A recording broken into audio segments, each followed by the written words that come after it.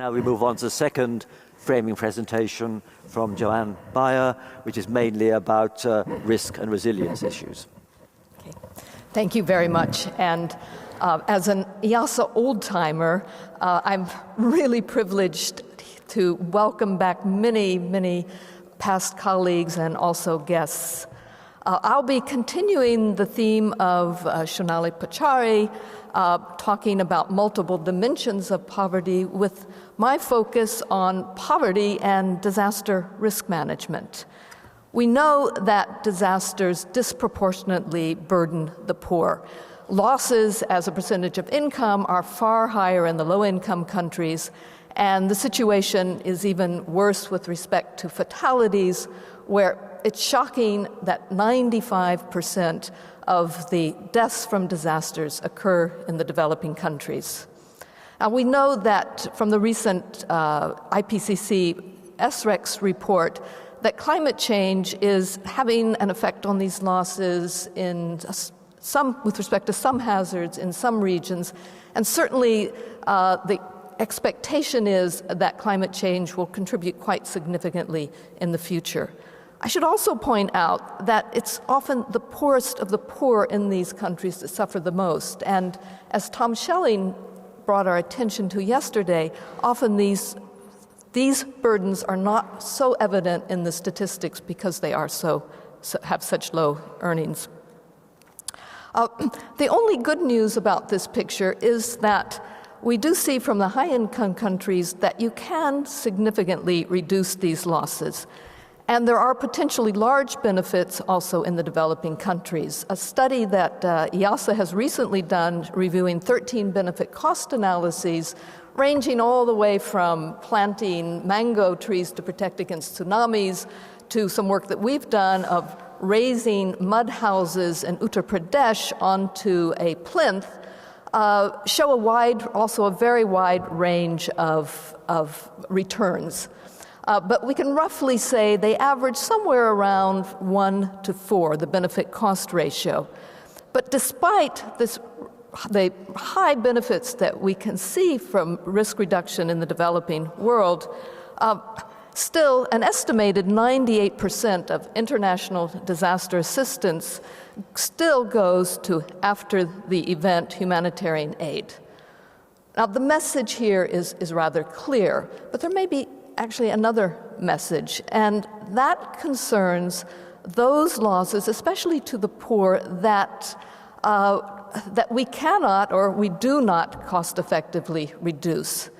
And the climate change issue is bringing up the issue of actually responsibility and attribution of these losses, but I'm going to focus actually on the response.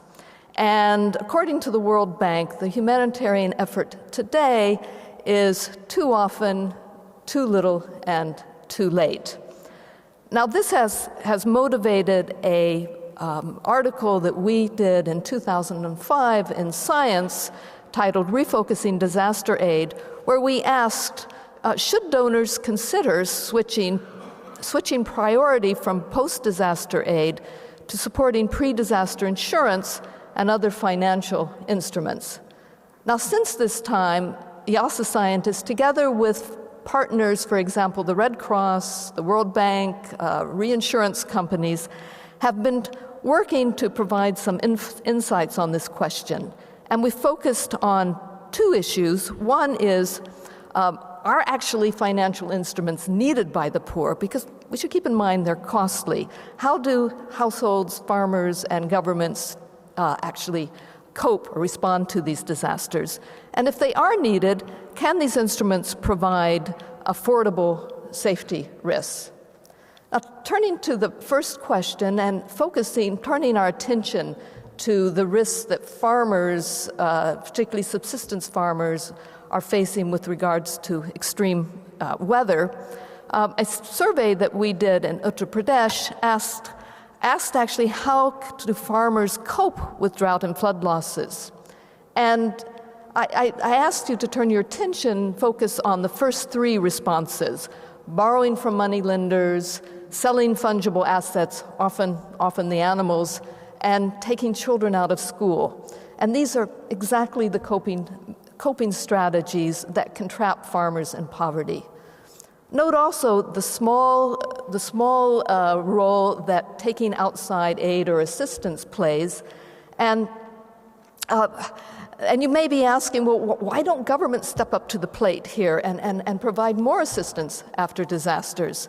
And there are many reasons, but one important reason for that is that many governments actually lack capacity. And they lack capacity even, and this is important, even taking into account what they can expect from international assistance. This map shows you the risks that governments face in not having capacity to respond to disasters, where those countries marked in anywhere from red up to orange can face a capacity gap as low as the event that happens every 10-year all the way up to the 100-year event.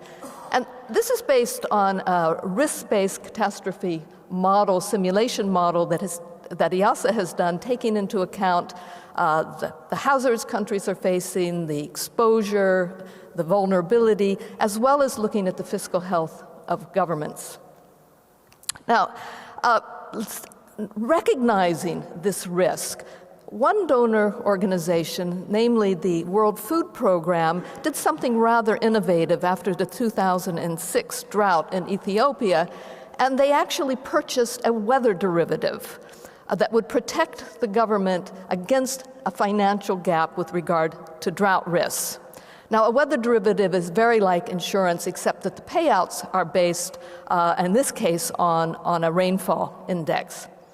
I should also note here that the idea of protecting governments has also entered the climate ideas for a climate adaptation fund, if a climate adaptation fund might in fact play this role. But let me move down a scale and ask, can financial instruments more directly protect farmers? A question that's being asked by over 50 pilot microinsurance projects that are taking place throughout the developing world.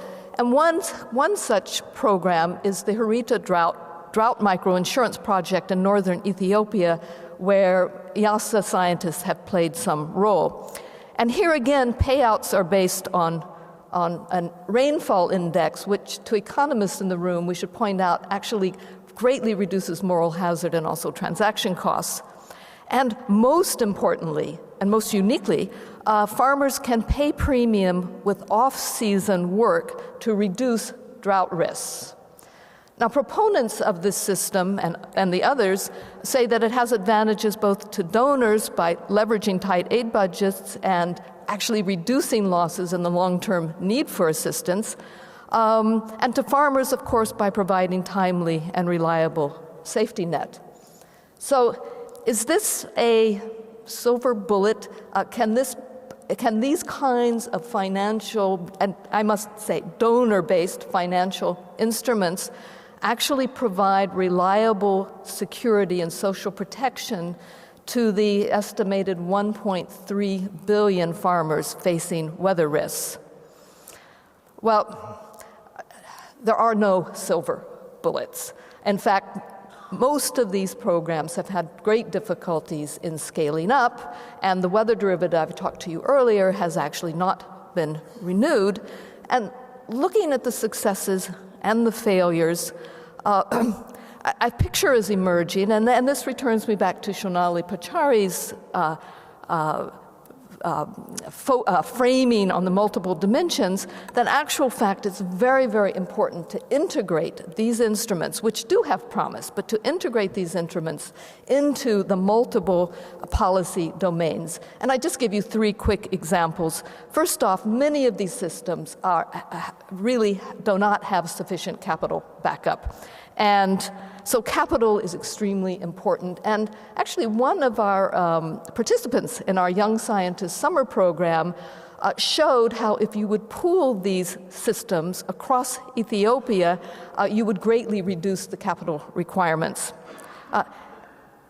Education, extremely important. We heard yesterday from Wolfgang Lutz the the role that education can play in reducing losses across the board, disaster losses. And we've also shown from some gaming work we've done in Africa that they can be very important for risk transfer systems that I've been talking about. Governance, terribly important, along with, as Janali pointed out, actually trust in institutions. And a survey work that we did on a failed system in Malawi showed how important it is to have government involved and corruption-free government involved, and also how important trust in institutions are. So let me conclude by returning to the question that we have posed, and a question that is important not only to donors but also to the negotiators at the climate talks.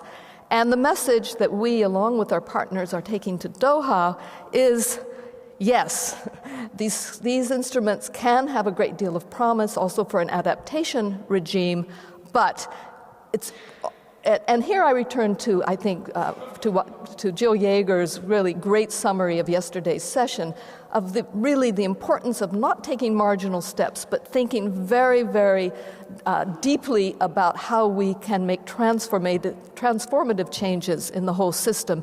And these instruments are important, but they must be integrated in some of these changes and how we address poverty across the multiple dimensions. So, thank you.